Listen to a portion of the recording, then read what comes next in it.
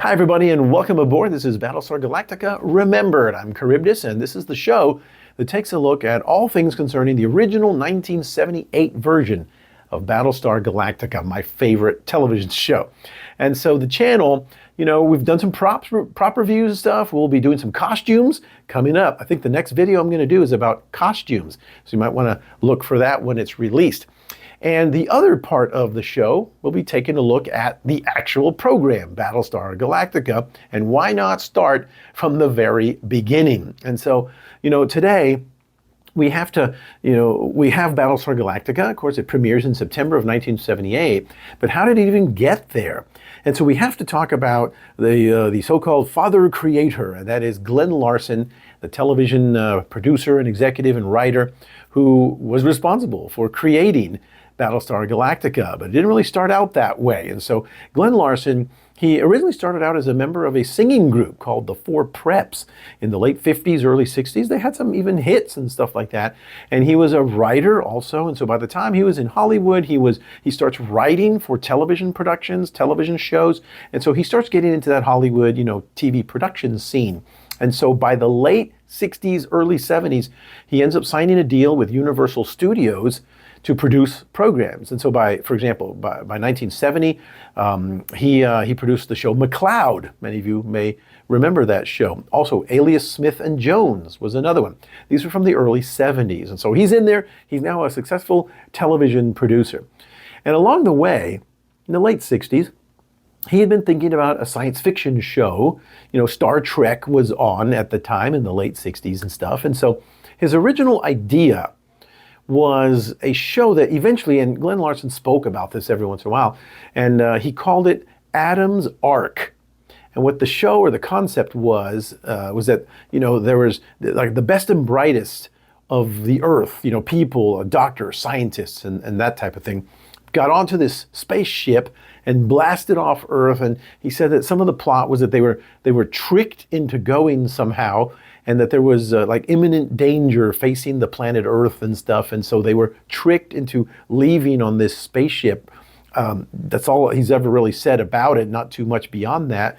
And so again, it was called Adam's Ark. Now you notice it's kind of opposite of what Battlestar Galactica was. This was people from Earth leaving and going out into space, not other people from space coming to Earth. And so, what happened? Well, what happened was in 1968, the Swiss author Erich von Däniken ends up releasing his book called Chariots of the Gods, and he released quite a few more of them over the next decade. And his theory was basically, he was looking at civilizations, ancient civilizations of humans, around the world, and that how they all had like some certain unique features, like, for example, pyramids. Now you may think that, well, wait a minute, pyramids are only in Egypt. Oh, no, they're not. They were found in other parts of Africa.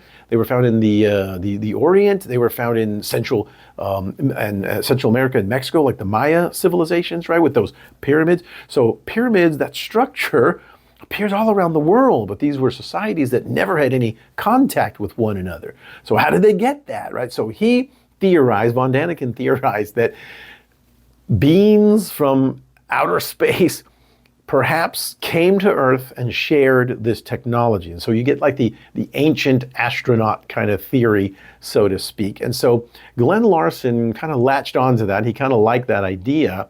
And so he slowly revamps his concept. And so instead of people leaving Earth, he comes up with the idea, no, let's turn that around like von Däniken suggested, and let's have another race of people out there leaving and searching for Earth. And so now that sounds a lot more like what we know of what became Battlestar, didn't it? And so nothing really happened with his idea for the most part until 1977. And I think you probably know what happened. May of 1977. And we get a little movie called Star Wars that, of course, takes the world by storm. That was what was needed. Universal is looking at the success of that, and they said, we need to get on board with this. And guess what? There's Glen Larson with his now called Galactica project, and he takes it to them, and they said, yes, let's do it. And so they green light what becomes Battlestar Galactica. However, there's one little thing there.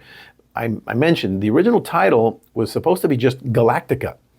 Universal apparently told him that they wanted the word star in the title, I guess with the success of Star Wars.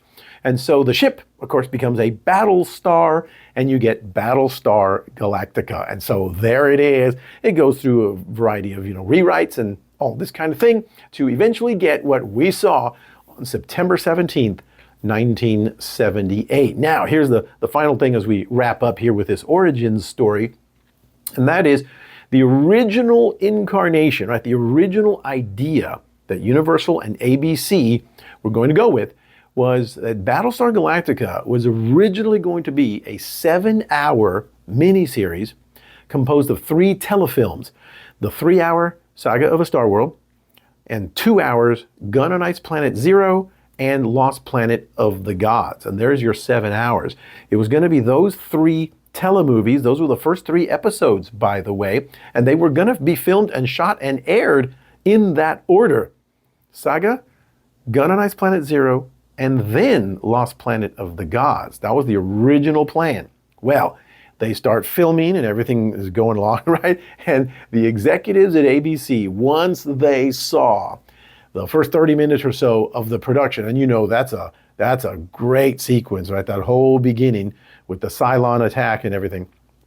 ABC executives saw that and they said, we want this thing on every week. Are you kidding me? We got a gold mine here. And so that's what happened. They changed the whole plan.